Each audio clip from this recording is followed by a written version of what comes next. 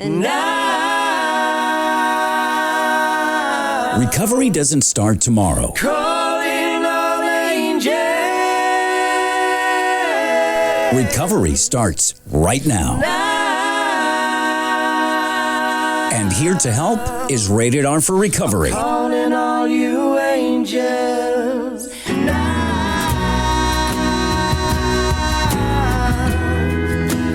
calling all angels.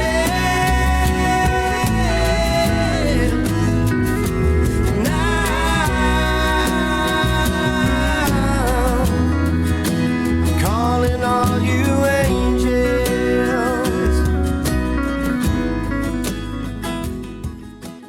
Welcome, everybody, to another edition of Rated R for Recovery. Rated R, the number 4 recovery.com on the internet.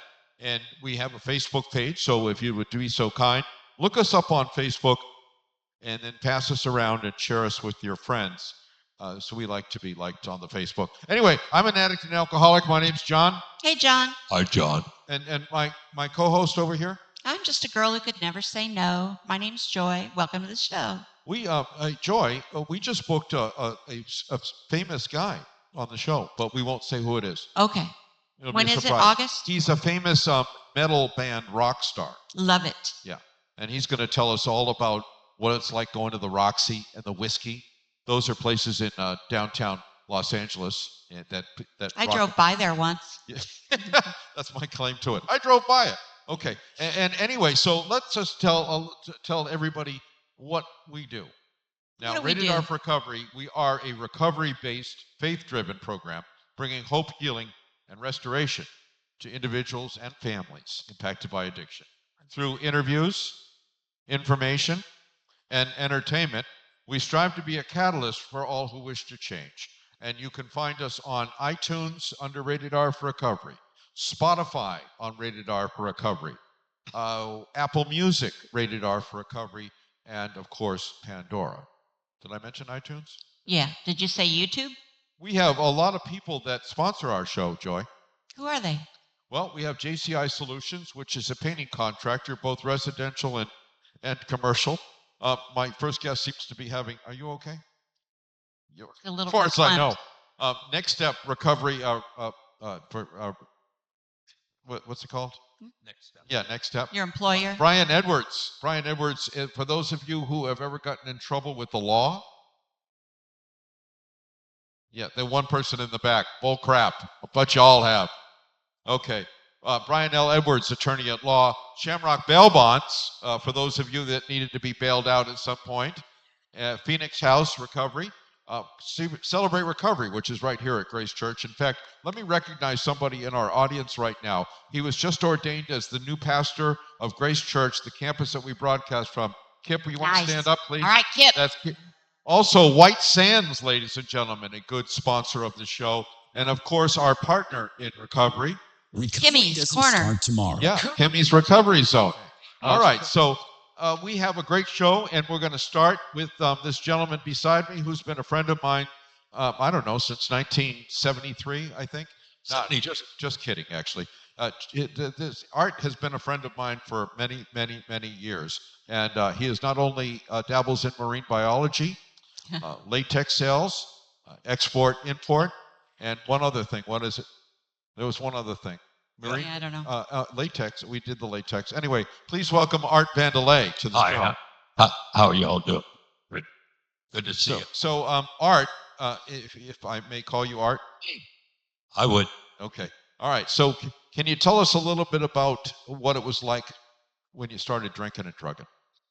Well, that's back when I was the marine biologist. But no, I started drinking and using drugs at a late age, like 12, 13, and carried on until I was 38 years old, and I'm just a little more over that now. So, Liar. there's a line in the big book of Alcoholics Anonymous where Bill Wilson says, "I began to forge the weapon that turned in flight like a boomerang and all but cut me to ribbons." And that's what happened. I started drinking and drugging to have a bunch of fun, and it turned in flight and all but cut me to ribbons. luckily, I got a little more immune to being cut to ribbons as I went on. You know, the consequences just weren't that bad. They got worse. They weren't that bad. They got worse. And by the end, I was just used to the consequences, so there was really no reason to stop. I knew that I was going to do that for the rest of my life, and that's what my plan was.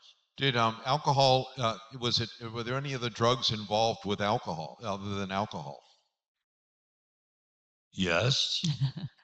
Sounds like a leading question. Yeah. It's what an interview is. Yeah. I, So what yeah, other I drugs? smoked a lot of pot.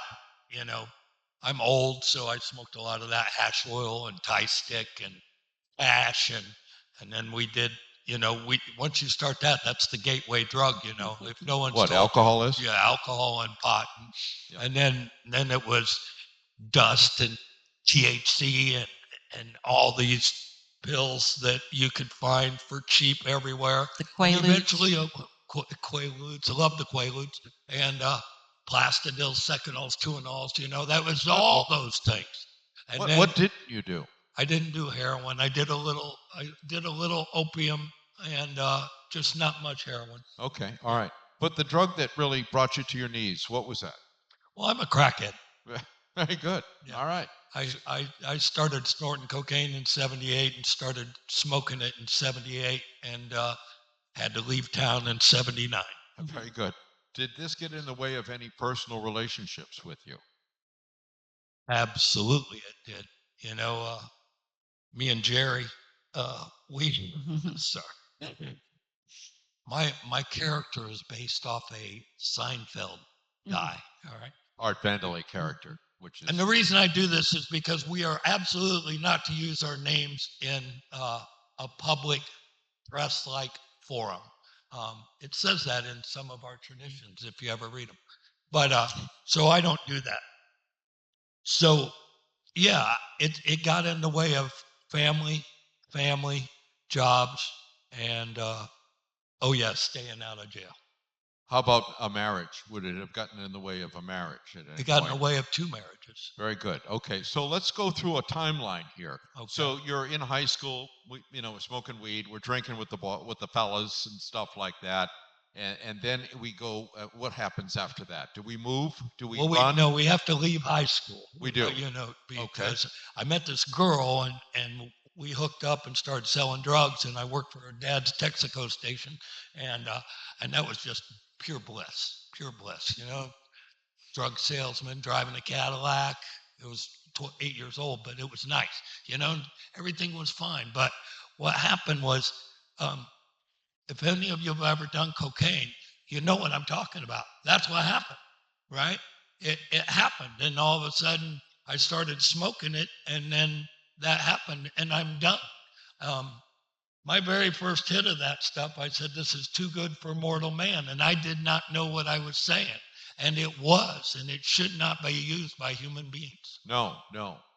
But it's something that well, our literature says we like the effect produced by it, even though we know it's going to hurt us. Oh yeah. And we keep going and going and going, regardless of how it affects the people around us. And I hurt the people I love, and that love me. And so, give me an example of some of the things that the trials and tribulations of did you commit crimes to get drugs and alcohol? No. Is this live? Yeah.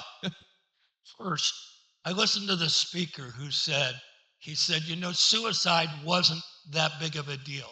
It was the next consequence on the ladder, the next rung on the ladder.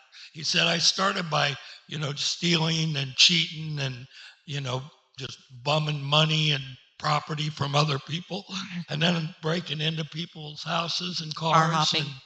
And what? They called it car hopping last week. Yeah, that's a new term. The young folks do that. Yeah, they call it car hopping. I car hopped and I house hopped and I stores hopped. So I was doing a lot of hopping, and that's what I did. And it really wasn't for money. It was for something that went along with this drug life that I was leading. It was just, I wanted to be a criminal. Really? Did you? Did you really? That's news to me. So it wasn't about the women. It wasn't about the cars. It wasn't just to keep. For me, it was just about the next hit. For me, it was all about the dope. And that's all I thought about. You talk about a mental obsession.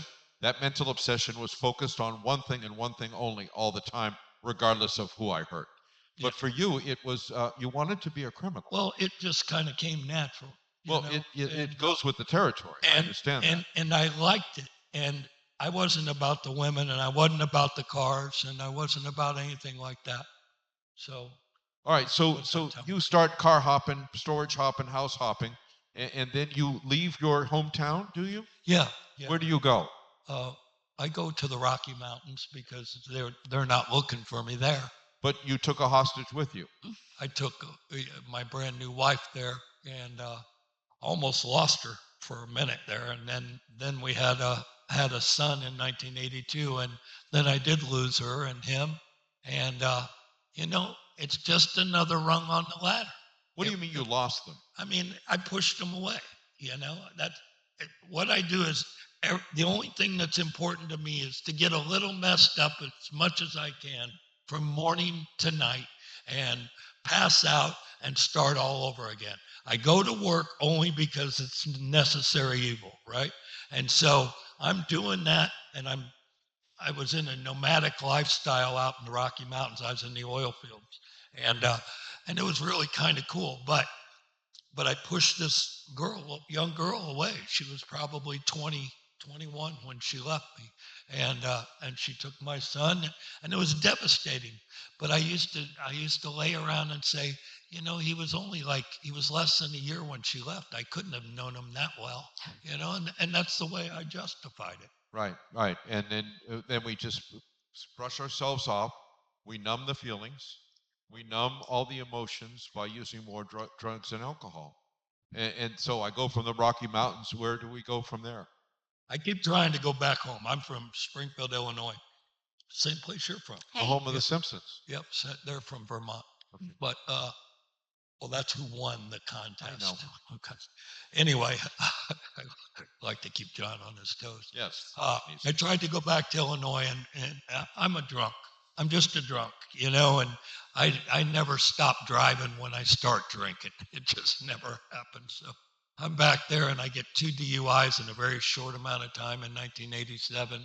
And in the end of 88, I met your co-host here, and we started drinking and driving together. And then So you stopped running for this period of time? Not really. It was just an interlude. Yeah. All right. So you're stationary for a short period of time. Very short. And then you decide to relocate? To run, yeah. Why did you come to Florida? There's a guy sitting on a bar stool said, my dad's opening a color tile down in Fort Myers, Florida. And I had done some tile work for about 2 weeks. And so I thought I was a tile setter.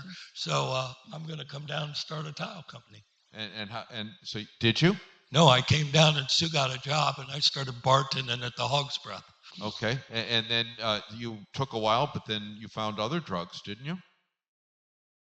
It's the same drugs, but I found them. You found another new place to get them. They were down here too. Yeah, they were down here. What I found is that the same people were down here. That were in Springfield, Illinois. Yeah. That were in the Rocky Mountains. And then Eureka, Nevada, and then, Corvallis, Oregon, and all these places I was. They all had jails, they all had cops, and they all had me for a short time. And so when we all got together, we all met. So I was in jail in a lot of different places. Didn't you get a walking while drunk one time? I call it a wow. Yeah, walking while intoxicated. It was really being drunk in public. But okay, so you're in Florida, and does this cause this increased drug activity and drinking cause a friction in your now new relationship with the lady next to you? Yes, he knows that it does. So yeah, we moved down here in 1990, and we had been together for about a year. I had been hiding my crack use from her. We had been drinking together. I had her move in with me, and then I got electricity. And so then we moved down here, and we're living off of Palm Beach, and then we moved to the south end of town because it's a lot nicer, Fifth and Oak. So That would be Pine Manor? Pine Manor. Oh, that's very a good. 40. Okay. For those of you listening at home, that is the highest crime area in Lee County, Florida, which is where we broadcast from. Call Go it ahead, sir. Crime Manor. Crime Manor. Yeah. Yeah. Okay, go ahead. So we moved down there, and some things started to happen. I got robbed. I got beat up. I got left for dead out by the school buses in the park out there. My son, I got a DUI in 1992 with my 10-year-old son in the car, and they took him away crying. They took me away crying. And you know, I ended up doing 60 days for that, and I had a lot of time to think, and the best thing I could come up with was, I have got to manage this living thing a little bit better. You know, I probably should stop smoking crack. I probably should not do any other drugs except smoke pot and drink. Now, listen to me, man. I quit drinking in 1995 for a reason, because the law was on my butt, and they were making me, and she was about ready to leave too. And I thought I was being good. And then 3 years ago, we found a journal that she kept, and it described how I was being good, not coming home, being very abusive, verbally and mentally, you know, and it doesn't matter what drug I do. I'm an idiot. Just an idiot. And most of us are. Yeah. Most of us are. And we start these fights with the people we love just so I could go. Yep. Just because I want to keep going. So you love me, but oh, so what? You know, you're the problem, not me. Yeah. Why do you have, you know, all this stuff that if you're an alcoholic or an addict like I am, or like Sean's describing, Art, whatever his name is today, that you can identify with the feelings that he's talking about right now. Remember, it's not so much that I compare with what I've done or where I've been, but with the feelings of hopelessness, the feelings of whatever is coming out at the specific time. What happens next? Well, you know, this whole thing's going on, and I'm just, my friend Zach says it the best. He says, I hated myself when I was high, and I hated myself when I was sober, but I hated myself more when I was sober. And I can get that. I can feel what he's talking about, because when I'd sober up, I'd think of the way I treated my family. I'd think of all these things I had done to people that I knew and didn't know. And I couldn't take it, you know? That's when I get like thoughts of suicide and stuff, or just running one more time. And so it's much easier to take a trip without leaving the farm. Joy, I'm going to bring you into the conversation now, if you don't mind. I like to tell his story. Pardon me? I like to tell his story. Well, you're going to tell your part of your story, if you don't mind. What were your thoughts during this time period? How were you reacting to all this? Well, what it came down to was, you know, my best friend in the whole world, you know, he just wasn't there half the time. And we made up another name for him. His sister and I, we called him Sean when he was good and John when he was bad. And because Sean means John in Gaelic. Yeah. And finally, he said, you know, we were arguing, and he said something about, I don't think I know what love is. And I said, well, I'm not staying here for I don't know. And I got the bright idea to go to Al-Anon. And what happened? What did you learn in Al-Anon? Well, me and my sister-in-law went to some Al-Anon and had some drinks and went there, and then talked about, you know, if they had a good idea or not. But basically, I was praying, you know, what am I going to do? What am I going to do? I don't know what to do. And that was one of the greatest gifts that I've ever been given, because I always knew what to do. And I always knew what you should do too. And I'd be happy to tell you if you just give me a few minutes of your time. Yes. But I didn't know anymore. And I was praying, what am I going to do? And it came over me that I had to leave and let him hit his bottom, because, you know, he was the one who was bad. And if you'd come up to the mic again, did you hit a bottom? I did. And would you describe that, please? It was very low. Yeah. All right. Did you have? You know, this time it wasn't a DUI. It wasn't losing a house or a son. It wasn't any of that. And it took a little while. Basically, I ran out of money. You know, that's it. There's a bottom. Ran out of money, so I go running to Joy's apartment with my sister, and I asked if I can stay there, and she says no. So I'm not only am I out of money, but I'm out of a home. So I'm willing to do anything at that point. And she says, go to treatment. And I don't know what treatment is. It's 1996, never heard of treatment. Nobody I've ever known has gone to treatment.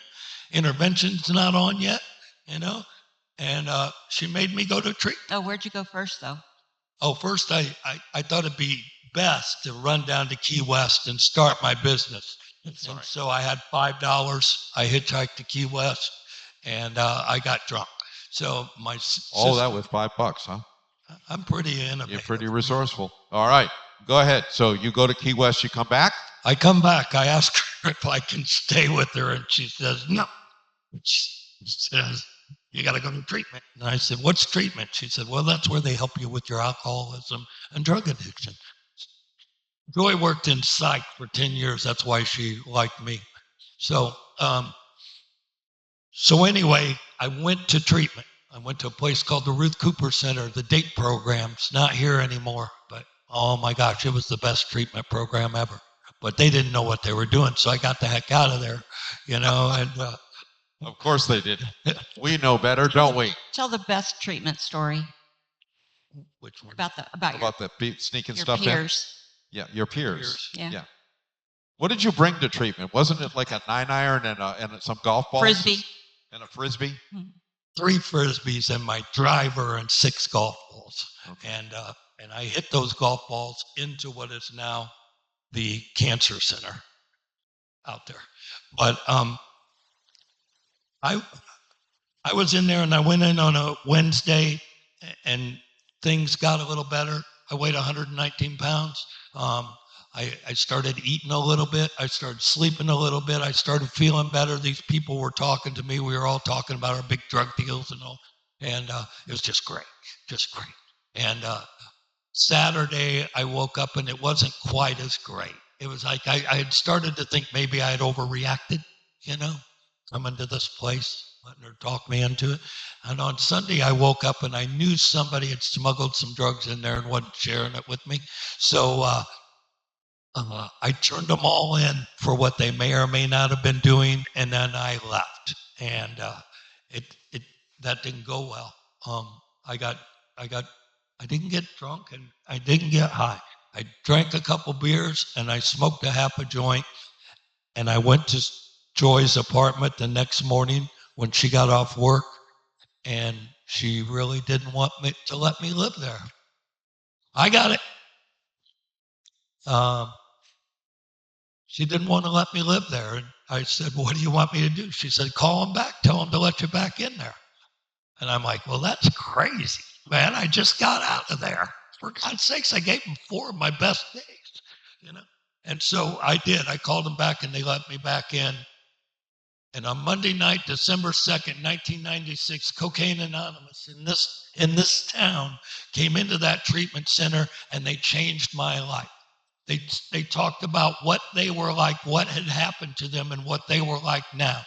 They didn't say anything about what it was like, right? They talked about what they were like, what happened, and what they were like now. And some of the things they were saying was my story, you know? And it wasn't the things, it was how their parents had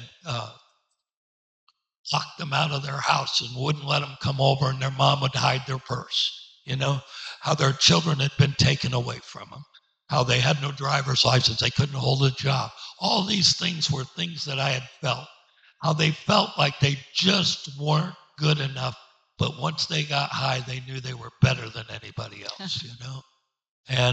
And I started to feel like they might understand. And they said a bunch of goofy stuff. Read the big book, go to 90 meetings in 90 days, you know, get a sponsor, work the stuff. I knew not. I got a new tooth. They call me Bang. It's usually my head. So you decided to do what they suggested. Yeah, I made a decision, although I knew it would not work for me. I knew it because I smoke pot every morning when I wake up. I drink as soon as I can in the daytime. And if I have any extra money, or if you have any extra money, I want to do some cocaine, you know? And that's my life. And that's the way I thought I was going to go to the bitter end, you know? And all I said was, I'll try not to do that, and I'll follow what you say, but I know it's not going to work. And actually, you said, I'm not ever going to quit smoking pot. I did say And that. I was like, well, okay. Now, what changed? We don't have a drinking problem. I have a thinking problem. So you walk out of there saying, I'll never stop smoking pot. But yet what happened? What made you stop smoking First pot? of all, I had a guy in there named Cal. He made it almost 6 months out of the 10 people that were in there with me. Cal almost made it, but he got in a relationship and it was doomed, I say. But anyway, Cal said, "You're still going to smoke pot?" I said, "Absolutely I am. Man, I never got in any trouble for pot," which was a lie, right? But 3 weeks in, I started looking at those steps. And in Cocaine Anonymous, the step reads, admitted we were powerless over cocaine and all other mind-altering substances.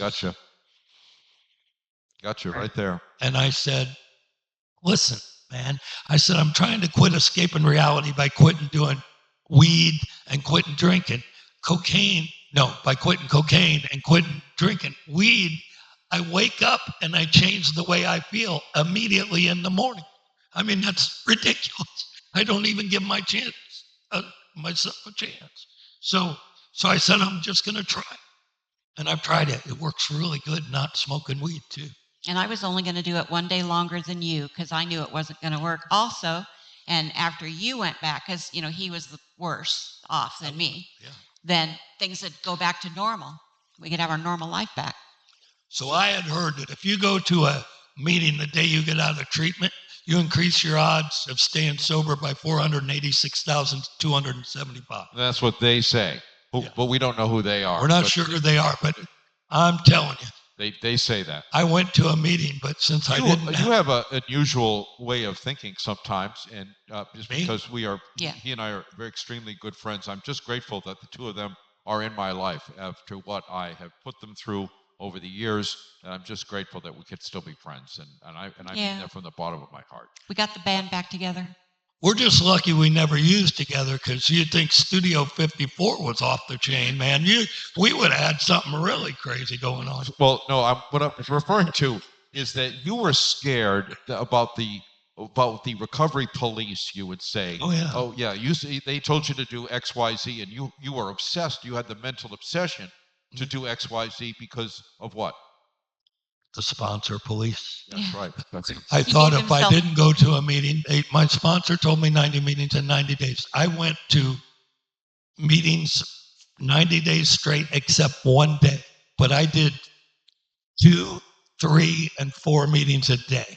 So I went to over 300 of them because I didn't have a job. And I had nothing to do, and I didn't know how to not get high. And I lived over by the Yana Clubhouse. I go to Alcoholics Anonymous for my drinking problem. I go to Cocaine Anonymous for my drugging problem. And it works for a guy like me. And you go to Al-Anon every once in a while for all the rest of us. I really don't. You did for a while. I went 2 meetings. Oh, really? My son... Well, where were you? So, listen, okay, so what is life like today? I'd like to tell you that I'm the spiritual guru, that you can call me up anytime and I'll fix your problems like Joy. Sometimes you are. Sometimes I'm like that. But I'll tell you, I struggle with life.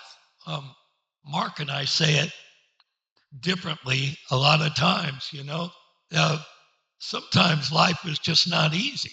And, I've worked these 12 steps in my life, and I have changed. I have had a spiritual awakening as the result of working these steps. So I see things different. I act different. My outlook on life is different. The only thing is, I cannot do it 24/7. I'm really trying, folks, and I cannot do it 24/7. I am shooting for perfection, and all I'm getting is progress, right? So progress, they say, is really good enough. So you just keep trying. And that's what I do. I just keep trying. I try not to hurt the people I love. I go to meetings. I sponsor people. I am sponsored. I pray in the morning and at night and throughout the day. I do some spiritual stuff, and I do a lot of things that I have learned in the programs of Cocaine Anonymous, Alcoholics Anonymous, Narcotics Anonymous, if you go there. And I don't tell people what they are because even though I've been told that I can't work my way into heaven, still, I really am. I'm trying to earn my way up there. So I do a lot of things to make up for the way I used to be. You know, the amends process, a lot of the people I robbed, I never would know who they were, you know? And so I've chosen to do a few things that make me feel like I'm kind of evening up the thing with my higher power and with the world and the karma and the universe and all that. Well, you do a very good job of it, and you are very well respected in the recovery community. If there was somebody either in this audience or maybe at home thinking they don't have any hope and that they don't know the way out, what would your encouraging words be to them? Well, let me say one thing first. I would. So, I want to say that, they'll Absolutely. tell you, they tell you don't leave before the miracle happens, and that you will see it happen in other people before you see it in yourself. And so the person that I know best in the whole world changed. Something about him changed, and it scared the bejesus out of me. But after about 9 months of him not changing back, I started doing the thing. And it is a miracle to see see the light come on in behind somebody's eyes, and to see them he was so bloody happy about being sober. Oh my goodness. And he gave himself a week to get a sponsor, and he did. It was like he was coming up on midnight. Really? That close? And he asked somebody. New Year's Eve. All right, Yep. well, but not only did you see a light come on, you saw an asshole become a nice person. You saw Most of the time. This is a man who was not nice. Oh no, and wasn't nice to you. Wasn't nice to the people around him. And all of a sudden, you must have not just a light come on, but a total transformation. Yeah, it was scary. It must have freaked you out. I was on this pink cloud that they talk about Still are. for 2 years. We didn't have a crossword between us for 2 years. And I mean it. I was just so happy to not be smoking crack and not be in jail that I was like giddy, you know? And I would go to Yana, to the AA clubhouse, and I would allow these old men and old women to tell me all these stupid things that they did to not drink. And I'm like, well, that might work good for you. And I'd find myself using it later on. I remember going to see Collective Soul at the Orbit nightclub, and I couldn't get anybody to go with me, and I was about a year sober. And they had said, you can't do that unless you go for the right reason. I said, well, I'm going for the right reason. I love this band. And if anybody had been to Orbit, they had the stage, a pit, and then it raised up, and they had a little walkway, and then bar stools, and then the bar. And I put myself at the bar and put my back to the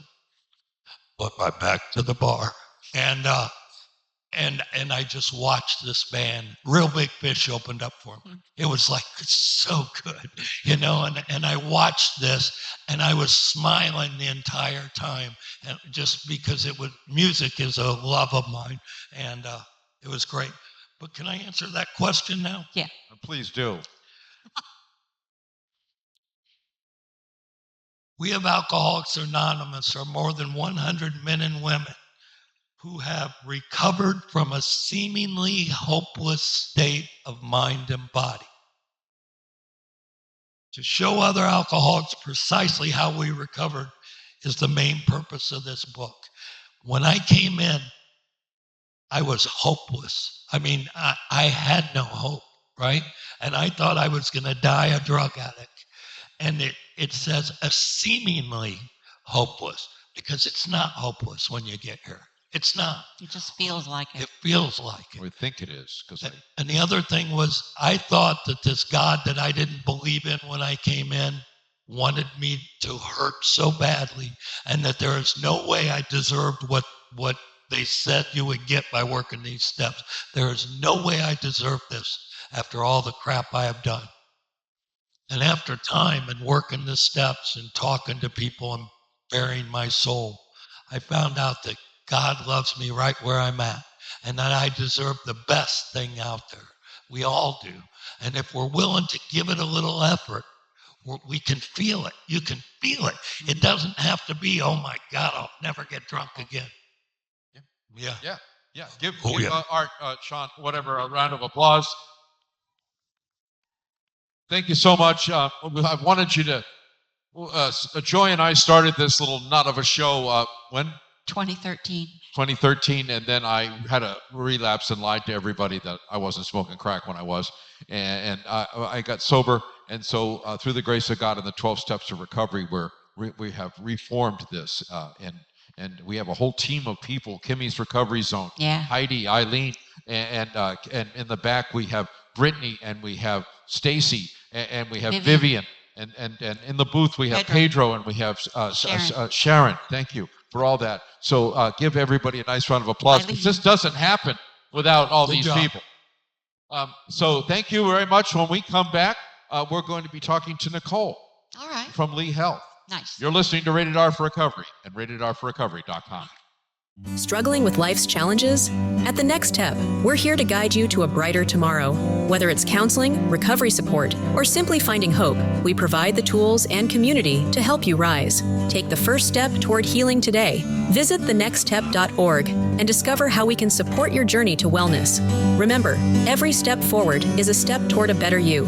The Next Step, your path to hope, starts here. With offices in Fort Myers and Naples, 844-639-8371. Have you been charged with a crime? You could face serious penalties for conviction, and it is vitally important that you have skilled legal assistance on your side during this time. Call Brian L. Edwards, Esquire, Attorney at Law today. 888-512-6254. Results matter. With a track record of success, our methods are tried and true. Mistakes happen, but we can help. Brian L. Edwards, Esquire, Attorney at Law. Visit FortMyersCriminalLawFirm.com or call 888-512-6254. Not everyone has the luck of the Irish. If a friend or family member is in trouble, call Shamrock Bell Bonds. Put our number into your phone, 239-332-2245, 239-332-2245, or go online at gobailmeout.com. Shamrock Bell Bonds provides fast, reliable service. Shamrock Bell Bonds, 1528 Broadway, downtown Fort Myers. Look for the Shamrock, and maybe luck will be on your side. Hello, I'm Michael Manzi, owner of JCI Solutions, 239-672-2673. When starting this company 3 years ago, I had no clue that we would grow to what we have become. There is one thing I can say that we have done from the beginning is take pride in our work, making sure every customer we do work for is satisfied from beginning to end. Offering residential painting all the way to commercial painting with jobs done in a timely manner, with highly skilled professionals giving you top-of-the-line work. To help you create your new look, call JCI Solutions, 239-672-2673. Struggling with addiction? You're not alone. At Phoenix House Project, we believe in second chances and brighter tomorrows. Our proven programs offer support, hope, and tools to rebuild your life. With expert care and a community that understands, transformation starts here. It's time to rise, reclaim your life, and become the best version of yourself. Visit phoenixhouseproject.squarespace.com today or call 239-244-7876. The journey to recovery begins with sober living. Phoenix House Project, where hope takes flight. Kimmies Recovery Zone, where hope meets action. We're here to guide the journey from treatment to thriving, healthy living. With peer support, public education, and vital resources like housing, employment, and Narcan training, we're building stronger communities. Ready to make an impact? Together, we're creating a network of recovery, resilience, and renewed lives. Kimmies Recovery Zone, your hub for healing and hope. Visit us online today at KimmiesRecoveryZone.org. It's not how we survive, it's how we thrive. When children have to play inside so they don't disappear. Welcome back to Rated R for Recovery. Calling all angels.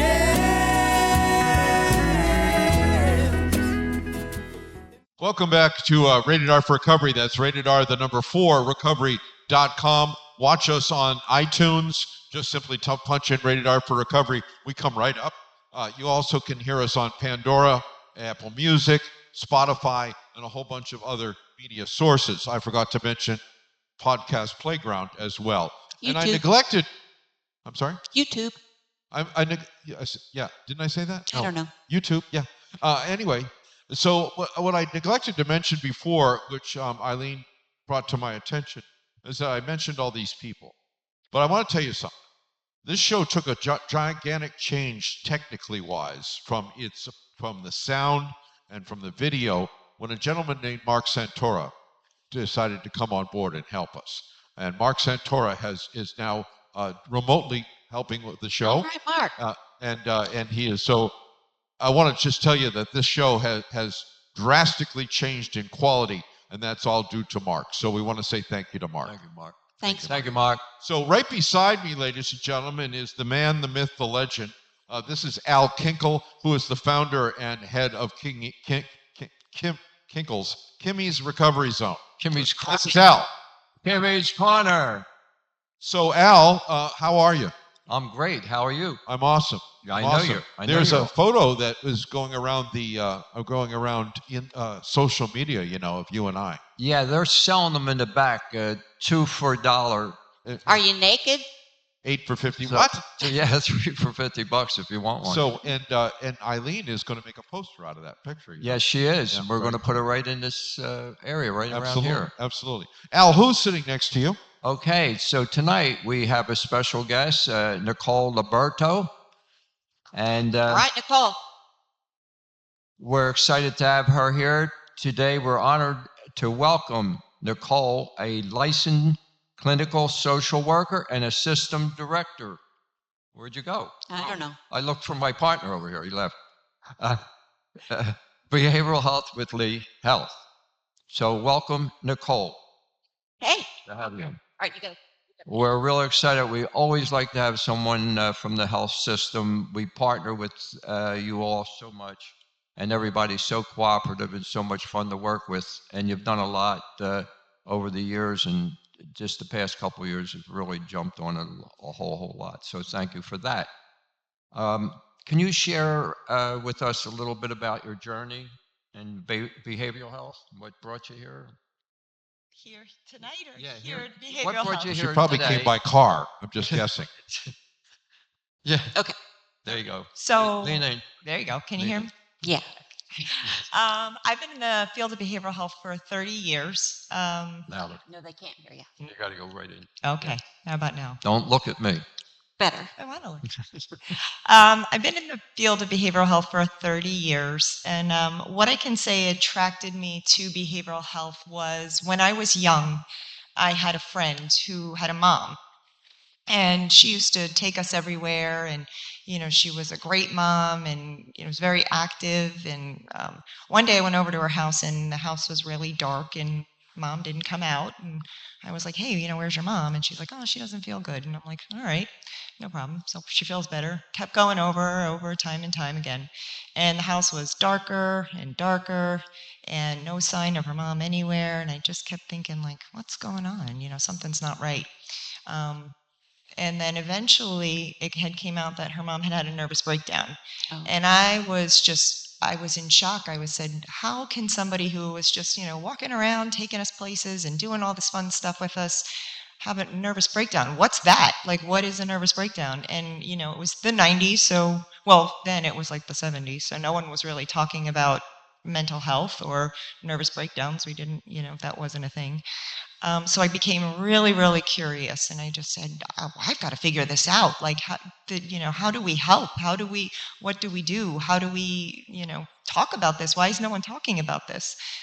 So really that was the footprint of what started my curiosity to want to understand mental health and help people get better. I knew who she was before she got sick and then didn't recognize her when she was sick. And then all of a sudden, she started getting help. And I said, oh, there she is again. That's great. So really that's what brought me to mental health when I was in college, I had been close to somebody growing up who was experiencing pretty heavy addiction. And once again, no one talked about that.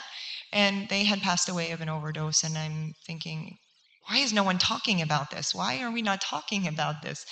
Someone needs to talk about this. And in the 90s, we just, like the gentleman said, we just weren't really talking about it.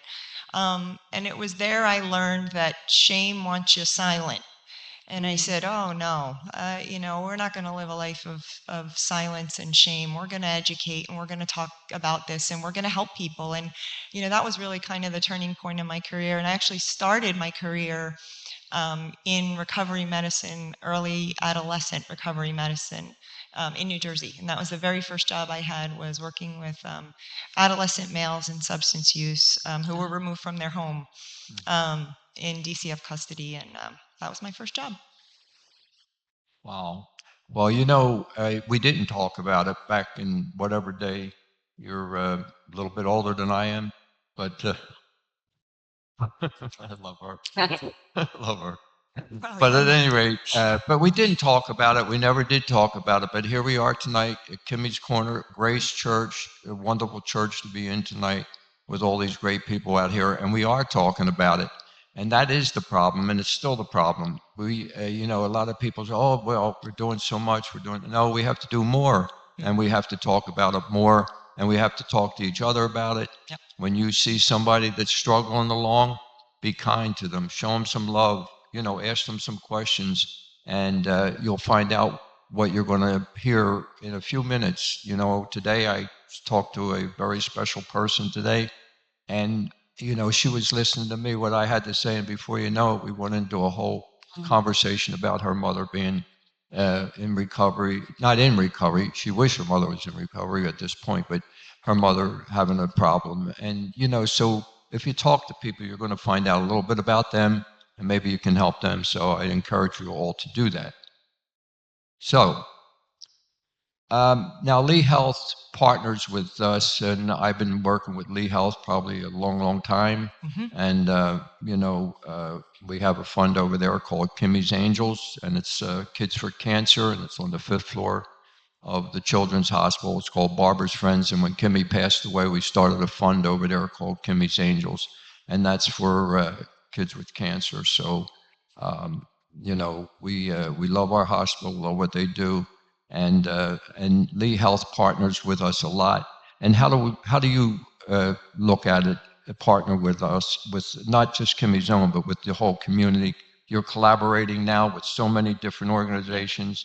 You're spreading your wings, so to speak, and you really have changed so much, because you're changing with what everybody wants to see. More mental health, more substance use disorder, things that we can do to help this community. Yeah.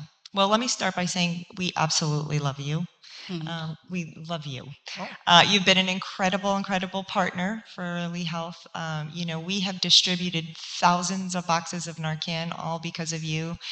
Saved countless lives because of the energy and the work that you do. And you've been an incredible partner for our addiction services. So we can't thank you enough. Thank you. We also do partner with a lot of our community organizations, but let me just take a step back, because I think it's important that we recognize the growth of Lee Health as well. Lee Health I've come up off off of some pretty incredible predecessors who started years ago, championing and initiating substance use recovery care in Lee Health, and they've done a fantastic job. I couldn't have been luckier. We've had a team of cardiothoracic surgeons, some nurses, and our VP at the time for behavioral health that started a substance use disorder council, and a lot of energy and initiative went into educating our providers, educating our residents to give them early exposure to what behavioral health and substance use care should look like and sound like. A lot of energy has gone into helping equip our physicians and our staff about how to have normalizing conversations about behavioral health. And again, my mission, as you've heard, is let's talk about it. So that's really near and dear to my heart. And we've got a lot of education and training and support for the people who are providing the service, because, it's not only important that we talk about it, but it's also important we talk about it in the right way so that we have the best impact that we can have, and, that we are encouraging for people to want to reach out, to want to get help. So there's a lot going on, and it's a very large organization, and they're just moving at an incredible pace to do this. So there's a lot of work being done there. Yeah, and I think a lot of the barriers that we face is insurance barriers. Is there anything new that you can talk about insurance and just in general that's coming down the pike, or we want to be able to get more coverage for our hospitals when people come in and, they're in the emergency room and then they leave? I mean, that's a difficult question. We're all hoping and that we get provided health insurance, but that's one of the biggest problems that I think we're facing. But Lee Health doesn't turn anybody away. They bring everybody in, so that's a good thing, But we're hoping from just bringing them into the emergency room and helping them out and get them situated that on the horizon maybe there is some more consideration to get more insurance for folks. Yeah, I would agree. I mean, equitable healthcare, right? I mean, that's on the top of everybody's mind, is how do we achieve a community that is able to access equitable healthcare? And, we, like you said, Lee Health doesn't turn anybody away. Yeah. We take everybody. We're a catchment hospital, and, we love what we do. So yeah, well, we take everybody and anybody, and that's what we do. Took me last week. I was in the emergency room. It was great. I was in the emergency room. It was great, man. I had 6 hours. It was really wonderful. But it was really good. But while I was in there, incidentally, there was a person in there that was unhoused, and I was watching that, and I just felt bad for that person, and, the dream is always to be, instead of coming into emergency room, that we have a little out unit that takes people that are having issues or an episode of some kind, and hopefully we can see that someday on the horizon. You're talking about a mental episode? Hmm? You said having an episode, you mean like with mental health? Yeah, mental health. Yeah. And a lot of alcohol. And, the poor guy, but the hospital staff was fantastic. The sheriff's department that was in there, they were fantastic. And, the poor guy just had some issues, but they took care of him. And that was the most important thing in my mind, is they took care of him and they treated him gently. Yeah. So that was good. Yeah. So compliments to the hospital, Dr. Antonucci, if you're listening. So what advice do you give to other professionals working in recovery, peer support, on how to avoid burnout and maintain their compassion? Yeah, that's a good one. It's important, especially in healthcare, that healthcare professionals take care of themselves. And I think, it's also important that we remember healthcare professionals are people too. So ensuring that they take good care of themselves, that they fill their cup, they get the help that they need, and be able to ask for the help that they need if they need any. We have a lot of wellness initiatives for our employees, for our clinicians at Lee Health. We could just partnered with our wellness division and created a wellness hub so that professionals can have resources that they need to, fill their cup, get what they need to sustain 12-hour shifts and, a hard demanding job. And I think that education, when you were talking about that, is very important, because you would think that clinicians and people in the in the industry would know and understand, but we don't. And for the most part, we just keep going. We just keep going. You just do it. Then there's another patient, and then you just keep going. And not just the education, but like you said, the wellness. Yeah. Organizations and things that you need to plug into, and sometimes you need a reminder. Yep. Yeah. You need somebody to be able to say, "Hey, take a break." Yeah. Yeah, absolutely. And that's a big hospital. If anybody really wants to know, that's 16,000 people work in those hospitals. So that's a big operation, and very, very admire them for what they do, because it's not easy to maintain that structure and maintain consistency. How can community members connect with Lee Health behavioral health services if they need help? What's a way for them to connect? Oh, well, you can visit us on the web. Besides me going into the emergency room, that's like connected. You can call us. We have a lot of access. So let me just really quickly talk about Lee Health globally, if you will. We have embedded psychologists in primary care locations so that there's, access to mental health and substance use services in our primary care location. So if you're visiting your primary care doctor and you are screening positive for depression or anxiety, you have access to a psychologist or a mental health professional, while you're getting your medical care. And that's, fascinating because it helps you just normalize mental health care and substance use, just like regular health care. So there's a lot of work and effort, if you will, going to normalizing mental health and substance use treatment and care. And, we start there in the front door of our primary care locations. And we have fantastic partners who welcomed, behavioral health with open arms into the clinics because, it doesn't just, mental health doesn't just live and breathe in a mental health clinic. It shows up in everywhere, in your doctor's visit, in your cardiologist visit, in your OB visit, and, in every person who touches healthcare, could and be even a experiencing medical health issue can trigger an emotional issue and a mental issue. Yeah. Sometimes after surgery, people will find that they struggle with depression or something, and those things need to be normalized also. Absolutely. So in addition to the psychologist, we have a mental health department, and we also have a substance use disorder treatment program, a medication-assisted treatment program that has same-day access for anybody who wants medication-assisted treatment and therapy, same-day access. We have a consult liaison department that does psychiatric and substance use consults in our hospital systems.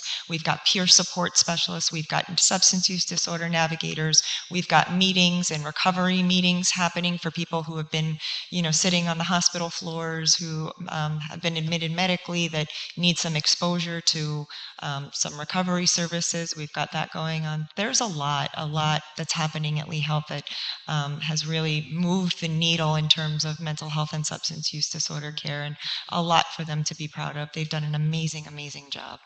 Yeah, I'm impressed with Gallup Children's Hospital and Children's Hospital, and then also Kids Minds Matter does a fantastic job, because if we want to put a cap on some of this, some of the issues we have, we ought to start with our children. We know that.